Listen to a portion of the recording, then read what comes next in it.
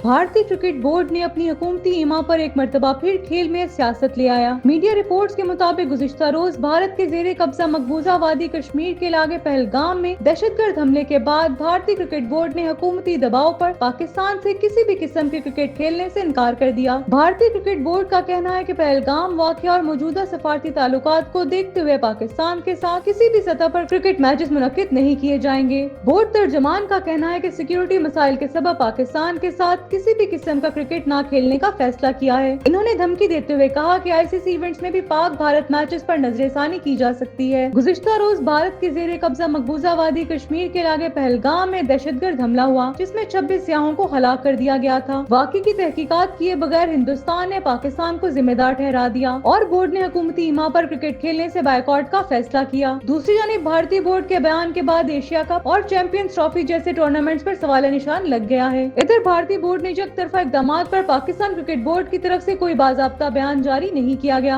वाज़ेह रहे कि पाकिस्तान और भारत के दरमियान 2012 में आखिरी बार वनडे सीरीज खेली गई थी, जिसके बाद से दोनों टीमें महज आईसीसी इवेंट्स में एक दूसरे के मद्दे मुकाबले आती हैं।